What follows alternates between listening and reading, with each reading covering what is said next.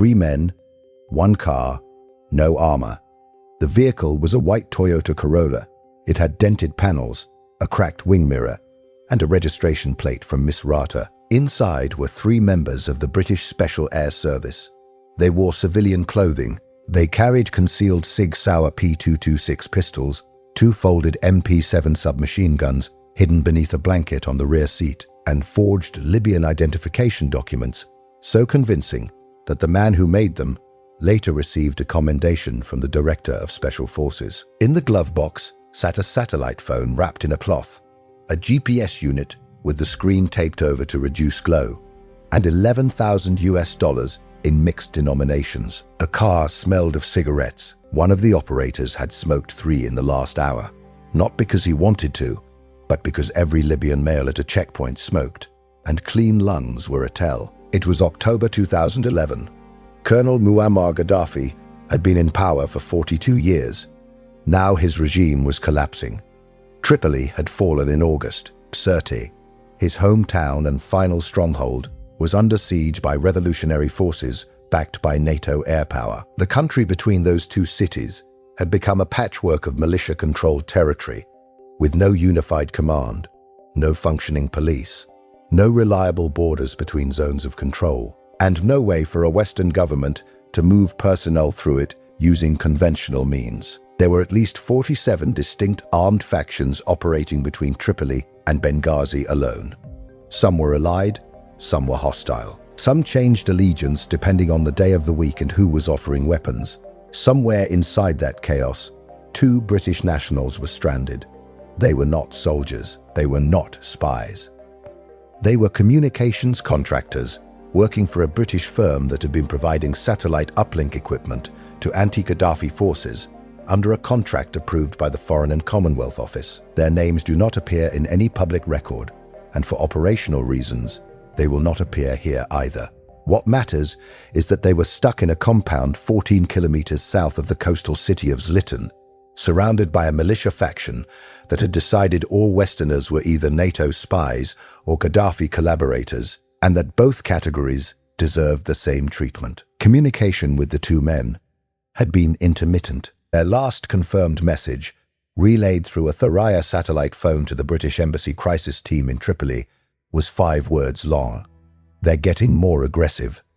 The British government had a problem. RAF helicopters could not fly into the area without risking a diplomatic incident and confirming every militia conspiracy theory about Western intervention. A conventional military extraction would require armored vehicles, air cover, and a force package visible from 15 kilometers away. The Revolutionary National Transitional Council, which Britain officially supported, had no authority over the militia holding the compound, and every hour that passed increased the likelihood that the 2 contractors would be moved, separated, or harmed. So the decision was made at the headquarters of the Director of Special Forces in London.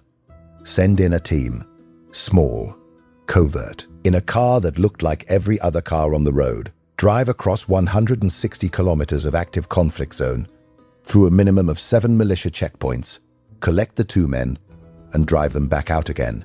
The team would have no armor, no quick reaction force within range, and no air cover below 15,000 feet. If they were compromised, the nearest friendly unit capable of reaching them was over 2 hours away. A senior NATO liaison officer who was briefed on the plan after the fact described it, according to a former member of the Permanent Joint Headquarters staff, as criminally insane. He then paused and added, "But it worked, so I suppose that makes it just insane."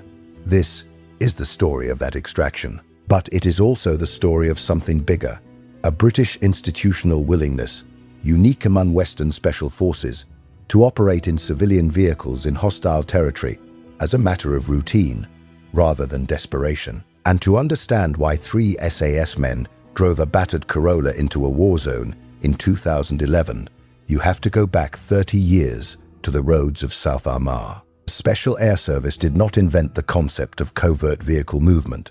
Every intelligence service in the world has used unmarked cars, but the SAS turned it into a tactical discipline, a refined, practiced, battle-tested methodology with its own terminology, its own drills, and its own culture. and they learned it in Northern Ireland. From 1976 onward, SAS personnel deployed to the province operated almost exclusively in civilian vehicles.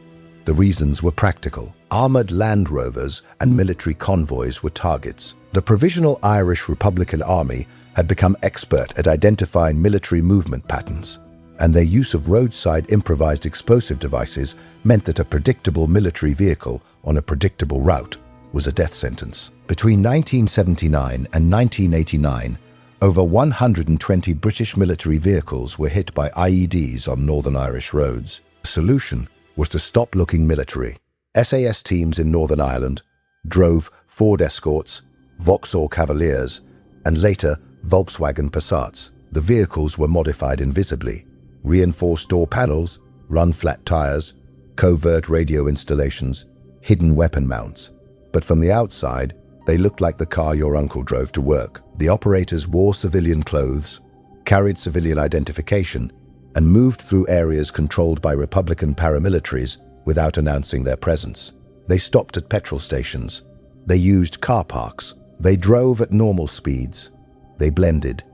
This was not about courage, although it required enormous nerve. It was about craft. The regiment developed what internal training documents called vehicle conduct, a comprehensive framework for how to behave in a car in hostile territory, how to approach a checkpoint, where to position weapons for rapid access without visible print, how to adjust driving speed to match local traffic patterns, how to react to a compromise, the decision tree between acceleration, de-escalation, and engagement, how to read the body language of an armed man at a road barrier and decide in 3 seconds whether he was bored, suspicious, or about to fire. By the mid-1980s, every SAS trooper who passed selection underwent a minimum of 6 weeks of specialist vehicle training at the regiment's Hereford base and on roads in the province itself.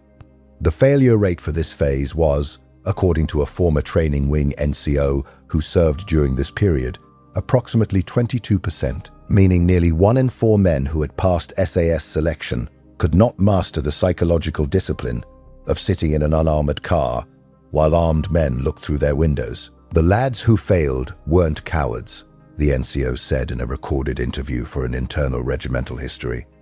They were twitchy. Their hands moved. Their eyes moved wrong. A checkpoint operator reads your hands and your eyes before he reads your documents.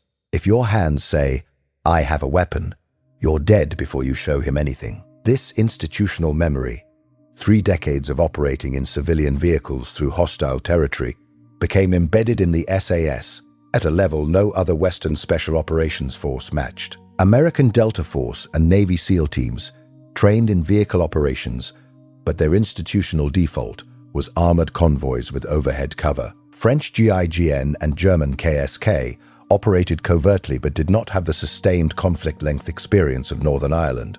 The SAS had spent 30 years doing this in a real war, against a real enemy, with real consequences for failure. By 2011, when Libya collapsed, the regiment had a bench of operators who had driven covert vehicles through Belfast, Basra, Kabul, and a dozen other places where the wrong look at a checkpoint meant a firefight. The 3 men chosen for the Libya extraction reflected that depth. The team leader was a staff sergeant with 14 years in the regiment. He had completed 6 tours of Northern Ireland between 1994 and 2001, including extended deployments with the Force Research Unit, the British Army's intelligence-gathering organization that ran agents inside paramilitary groups. He spoke passable Arabic, acquired during a 12-month attachment to Jordanian Special Forces as part of a bilateral training program that had run since 1988. His operational record included vehicle-based surveillance and extraction operations in Iraq during 2003, where he had driven unmarked vehicles through Basra during the initial post-invasion chaos. According to a former squadron commander who served with him, he could read a checkpoint like other men read a newspaper. He knew who was in charge, who was nervous, and who was high before the car stopped moving. The second operator was a sergeant who had joined the regiment from the Royal Marines in 2004. His specialism was communications, and he carried the team's primary encrypted link to the Joint Special Forces Aviation Wing, which was maintaining a signals relay aircraft at 22,000 feet somewhere over the Gulf of Sidra. He had operational experience in Afghanistan's Helmand province, where he had conducted multiple vehicle movements in unmarked Toyota Hiluxes as part of combined operations with Afghan partner forces. He was also the team's primary medic, carrying a compressed trauma kit hidden inside a rolled sleeping bag on the back seat. He was 31 years old. The third operator was the youngest, a trooper with only 3 years in the regiment, but a reputation for what fellow operators called flat pulse. He had been selected for the mission partly because of his physical appearance. He was dark-haired, olive-skinned, and could pass at a distance for a North African male. This mattered. At Libyan militia checkpoints, a car carrying 3 obviously European men would receive significantly more scrutiny than one carrying men who could plausibly be Libyan or Tunisian. The trooper had spent 4 months on a language program studying Libyan Arabic dialect at the Defense School of Languages at Beaconsfield, and while he could not hold a complex conversation, he could deliver the scripted phrases needed to negotiate a checkpoint without raising suspicion. His cover legend identified him as a Misrata-born engineer working for a construction company. He had business cards to prove it. The mission was authorized on a Tuesday evening. The team departed Tripoli at 03:15 the following morning. They had spent 17 hours in a safe house in the Ain Zara district, preparing. The preparation was granular. The vehicle had been sourced locally through a Libyan intelligence contact. A genuine used car, not a planted vehicle, because planted vehicles could be traced. The operators had aged the forged documents by rubbing them with cooking oil and folding them repeatedly. Because fresh documents were a tell, they had adjusted the car's interior to match what a Libyan civilian would carry. A prayer mat on the rear parcel shelf, an air freshener hanging from the mirror, a plastic water bottle in the door pocket, receipts from local shops stuffed into the center console. The team leader had even replaced the car's factory floor mats with worn mats scavenged from another vehicle, because mismatched or new mats in an old car attracted attention.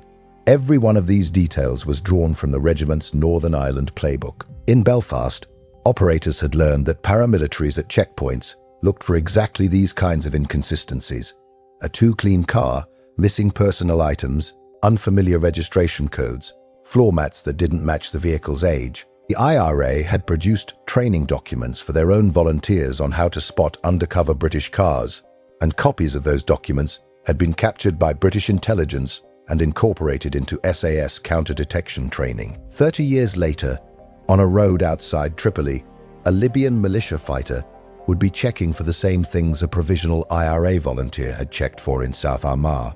Human suspicion operated on identical principles, regardless of language or conflict. The route from Tripoli to the compound south of Zliten was 162 kilometers by the most direct road.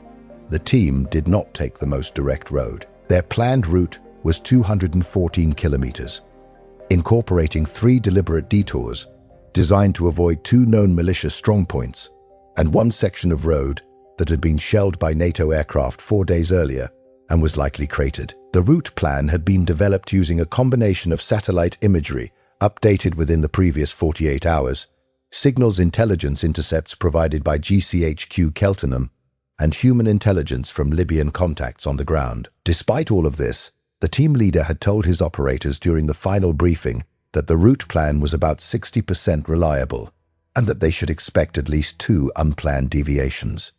He was right. The first deviation came 23 kilometers outside Tripoli. The road was blocked, not by a checkpoint, but by a truck. A flatbed carrying what looked like a ZPU-4 anti-aircraft gun, parked sideways across the highway. There were 8 armed men standing around it. 2 of them were arguing.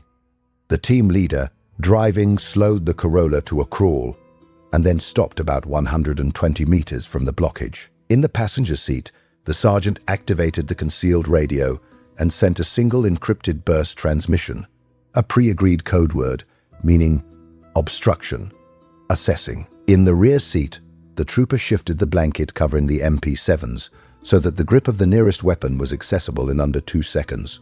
For 4 minutes, nothing happened. The armed men did not approach. They did not wave the Corolla forward. They continued their argument. The team leader assessed the situation using a methodology drilled into every SAS operator who had worked in Northern Ireland: the PACE framework. Primary approach, wait and observe. Alternate, reverse and find a secondary route. Contingency, approach the blockade and attempt to negotiate passage. Emergency, engage. You always want to be on P, a former SAS instructor explained in a documented debrief from 2007.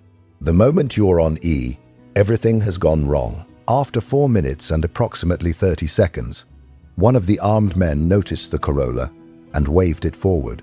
The team leader drove at a steady speed, not too fast, which suggested urgency or fear, and not too slow, which suggested surveillance. He pulled up alongside the truck. A fighter approached the driver's window.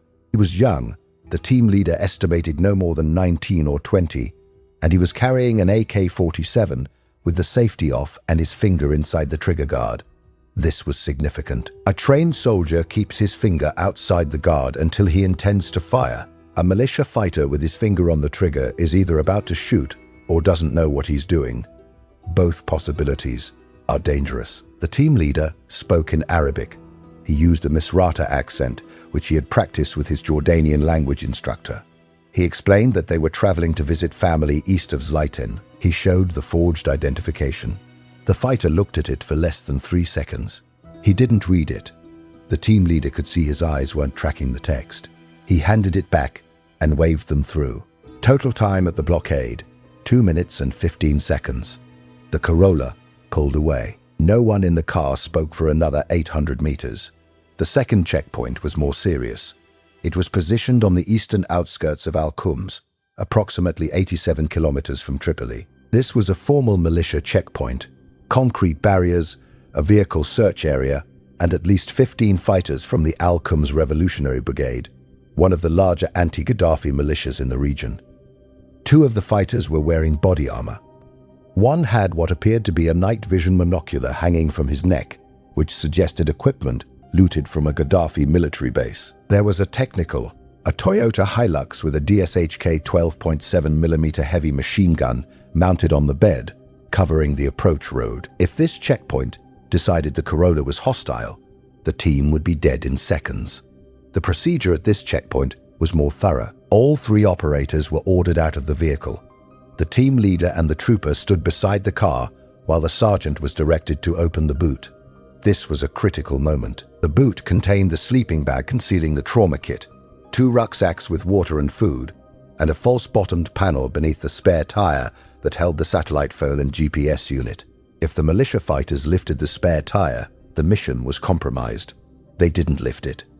They opened the rucksacks, found water bottles and flatbread, and lost interest. One of the fighters engaged the trooper in conversation, asking him where he was from. The trooper delivered his cover story, Misrata, construction engineer, family visit, in rehearsed Libyan dialect. The fighter asked him about the fighting in Misrata.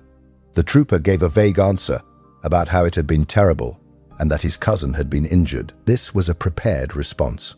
British intelligence analysts had advised the team that Libyan fighters would expect anyone from Misrata to reference personal loss because the siege of Misrata between March and May 2011 had killed an estimated 1,000 civilians and left virtually every family in the city with a casualty. An answer that was too detached would be suspicious.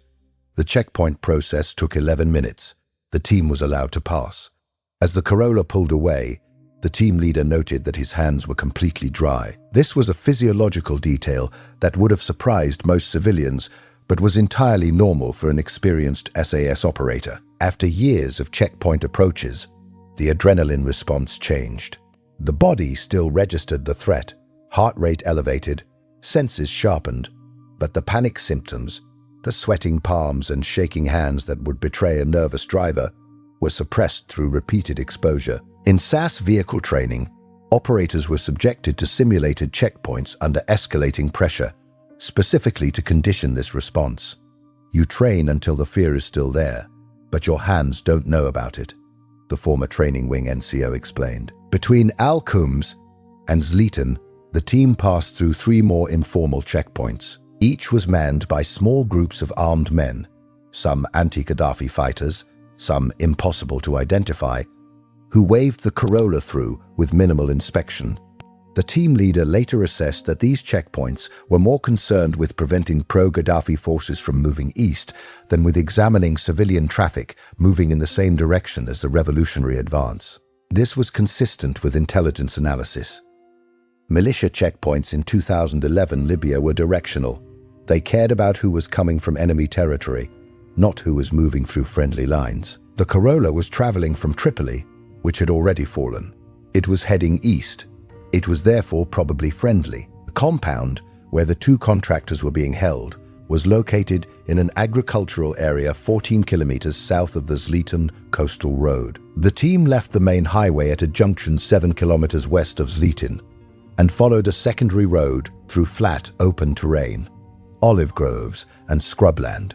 It was now approximately 06:45. Dawn had broken 30 minutes earlier. The team leader had wanted to reach the compound before dawn, under cover of darkness, but the checkpoint delays had consumed their margin. They would now be conducting the extraction in daylight, which increased risk significantly. At 11 kilometers from the compound, the sergeant made satellite contact with the British operations room. He transmitted the team's position and confirmed they were proceeding. The operations room relayed updated intelligence. The militia group at the compound numbered approximately 12 to 15 fighters. They were armed with small arms and at least one RPG launcher. The two contractors were believed to be held in a single-story structure on the east side of the compound. Their condition was unknown, but they had been communicating until approximately 14 hours earlier. The team leader made a decision that would later be both criticized and praised in the operational review. He decided not to assault the compound. He decided to drive up to the front gate, present forged authorization documents, claiming the team had been sent by a senior commander in the Tripoli Military Council to collect the two British nationals for transfer to the capital, and simply take them. This decision was based on three factors. First, an assault by 3 men against 12 to 15 was survivable, but extremely high risk, and the primary mission was to recover the contractors alive, not to win a firefight. Second, the militia at the compound was not fundamentally hostile to the revolutionary cause. They were suspicious of Westerners, but nominally allied with the National Transitional Council. A show of authority from a higher NTC command might work. Third, the forged documents the team carried included a letter bearing the signature of a Tripoli Military Council official. The signature was genuine, obtained through a British intelligence asset inside the council, attached to a fabricated order. This was, in tradecraft terms, a grey document, partially authentic, partially forged, and extremely difficult to challenge without direct communication with the signatory. The Corolla approached the compound at 07:12. There was a gate, a metal frame with corrugated sheeting, and 2 armed men standing beside it. The team leader stopped the car, got out, and walked toward the guards. He was carrying the forged letter in his hand. He spoke in Arabic. He identified himself using a cover name and claimed to represent the Tripoli Military Council's Security Directorate. He stated that the 2 British nationals were required in Tripoli immediately for a meeting with the NTC's International Liaison Team. He showed the letter. What happened next took 9 minutes. The guards read the letter. They called someone on a handheld radio. A third man appeared, older, heavier, clearly the compound's commander or senior figure. He took the letter. He read it slowly. He looked at the team leader. He asked questions. Where was he from? Who sent him? Why now? The team leader answered each question calmly, using the cover story that had been prepared in the Tripoli safe house. He referenced the signatory of the letter by name. He referenced a specific NTC directive number, also fabricated. That authorized the transfer. The compound commander made a phone call. This was the most dangerous moment of the entire operation. If he called the signatory directly and the signatory denied issuing the order, the team was finished. But the team leader had assessed correctly that a militia commander in a rural compound south of Zliten was unlikely to have the personal phone number of a Tripoli Military Council official. The call was almost certainly to a local superior who would also not have that number and who would be reluctant to countermand a document bearing a recognizable signature for fear of embarrassing himself. The phone call lasted approximately 3 minutes. The compound commander hung up. He looked at the team leader. Then he shrugged. He gave an order. 2 fighters went into the single-story building and emerged with the 2 British contractors. Both men were disheveled but uninjured. They were confused.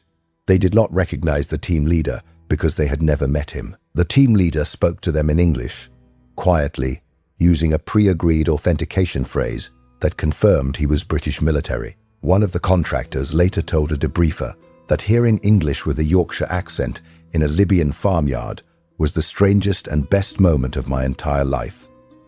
The 2 contractors were placed in the Corolla, 5 people in a Toyota Corolla designed for 4. The trooper sat in the middle of the rear seat with a contractor on each side. The MP7s were now in the footwell. Covered by a jacket, the team leader turned the car around and drove out of the compound. No shots were fired, no threats were made. The entire interaction at the compound, from arrival to departure, lasted 17 minutes.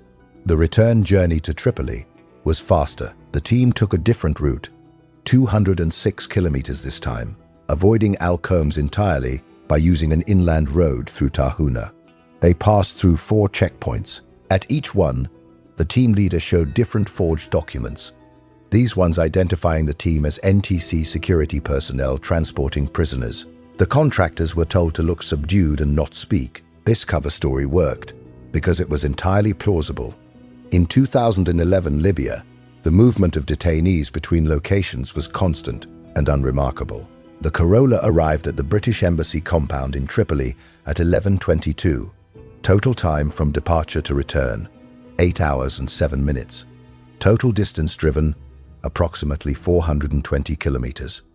Total shots fired, 0. Total checkpoints passed, 12.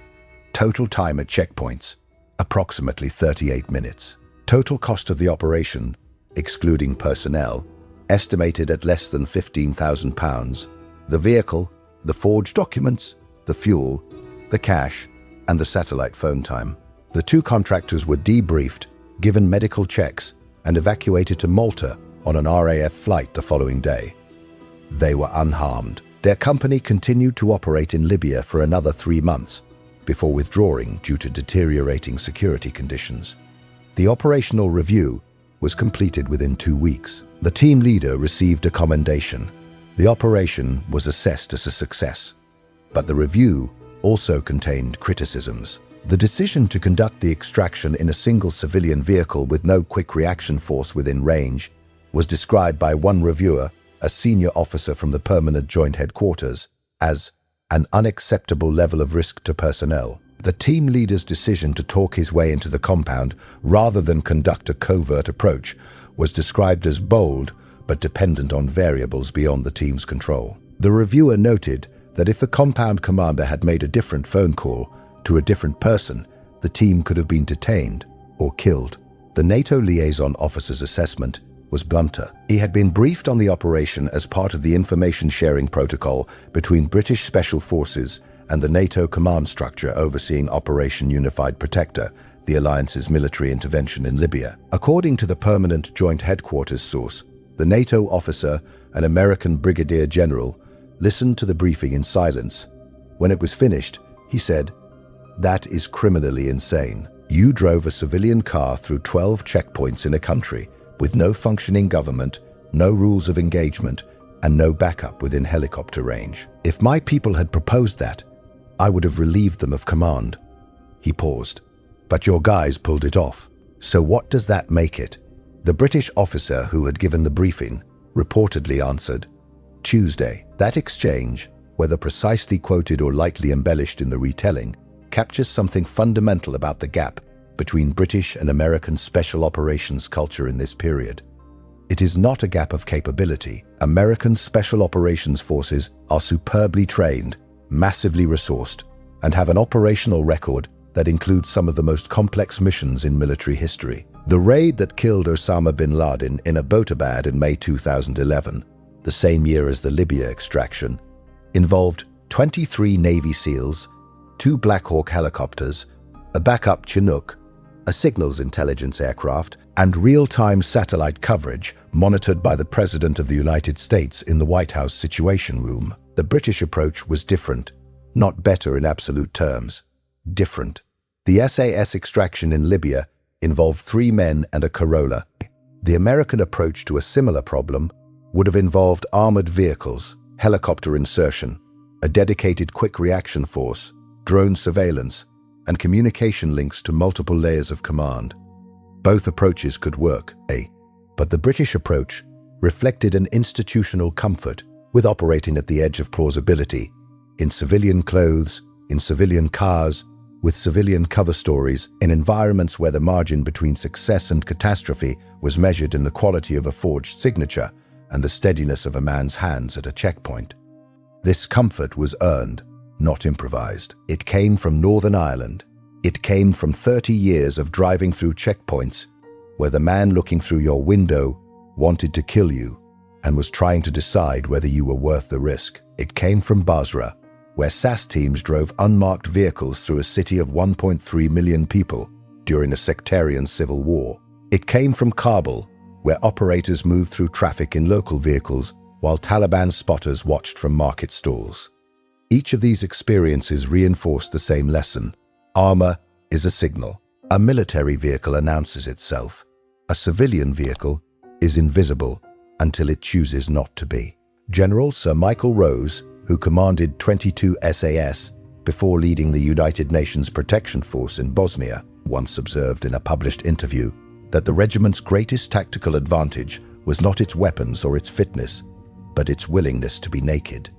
He meant operationally naked, without the layers of protection, support, and infrastructure that conventional forces and even most other special forces considered essential. The Libya extraction was a textbook example. 3 men, stripped of everything except training, nerve, forged paper, and a car that cost less than what the American military spent on a single helmet-mounted night vision system. The compound commander who handed over the 2 contractors was never publicly identified. He may not have known what he had done. He may have believed the forged letter was genuine. He may have suspected it wasn't, but decided that challenging a document from the Tripoli Military Council was more trouble than holding 2 nervous British communications engineers. Whatever his reasoning, his decision meant that 2 men went home alive and 3 SAS operators drove back to Tripoli without firing a shot. In the broader context of the Libyan conflict, the extraction was a footnote. NATO flew over 26,000 sorties during Operation Unified Protector. Thousands of Libyans died. The country fractured into competing governments and armed factions that remained in conflict more than a decade later. The extraction of 2 British contractors from a compound near Zliten did not change the war. It did not alter the strategic balance. It did not make the news.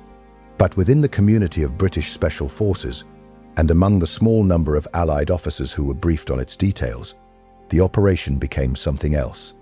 A reference point, a demonstration of methodology. The Libya extraction was studied at the Hereford Training Wing as a case study in what internal documents called low-signature vehicle operations in permissive-hostile environments. It was briefed to incoming SAS squadron commanders as an example of how a 3-man team with minimal equipment could achieve an objective that a conventional force would require a battalion-level operation to attempt. The term permissive-hostile is worth examining.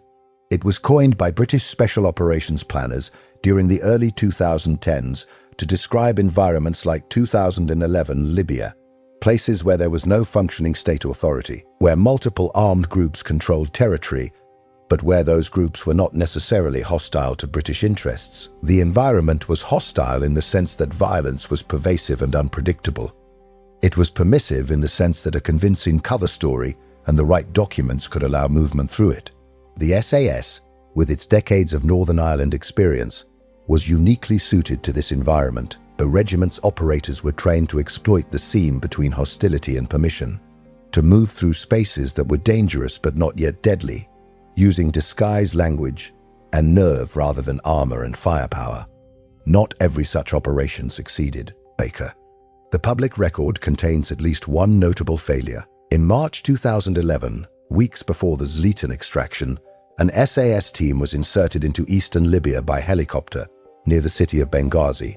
Their mission was to make contact with rebel leaders and establish a liaison relationship. The team was detected, detained by rebel fighters, and held for several days before being released following diplomatic intervention. The incident was widely reported and caused significant embarrassment to the British government. The failure was attributed to poor insertion planning and an inadequate cover story. The team had been carrying weapons, explosives, and multiple passports, equipment that was impossible to explain away. The Zliten extraction was in some ways a deliberate correction of that failure, where the Benghazi team had been inserted by helicopter, a method that immediately marked them as foreign military. The Zliten team drove. Where the Benghazi team had carried equipment that was inconsistent with any civilian cover, the Zliten team carried only what a Libyan civilian might plausibly possess, with military items concealed in ways that could survive a cursory search. Where the Benghazi team's cover story collapsed under questioning, the Zliten team's cover was built on a genuine signature and locally sourced documentation. The lesson was institutional. The SAS had been reminded, painfully, that the principles of covert vehicle operations, principles honed over 3 decades in Northern Ireland, applied everywhere. A helicopter insertion into a chaotic environment was not inherently superior to driving a car. In many cases, it was inferior. The helicopter announced your arrival. The car let you choose when to be noticed. There is a photograph, not publicly available, that is said to hang in a corridor at the SAS headquarters in Hereford. It shows a white Toyota Corolla parked in a dusty yard. The car is unremarkable. There is nothing about it that suggests it was used for anything other than commuting to work or buying groceries. Next to it, in the same photograph, is a line of Jackal armored vehicles, the high-mobility weapons platforms used by British forces in Afghanistan, each costing approximately £320,000, each weighing 7 tons, each carrying a 50 caliber heavy machine gun or a 40mm grenade launcher. The point of the photograph is the contrast. The Jackal is magnificent. It is purpose-built for war. It announces itself as a weapon from 500 meters. The Corolla is invisible. It is nothing. And on a road in Libya in October 2011, invisibility was worth more than armor, more than firepower, and more than every piece of equipment the British Army had spent billions developing for its conventional forces. 3 men got out of that car in Tripoli with 5 people inside. Nobody had been shot. Nobody had been detained. Nobody had died.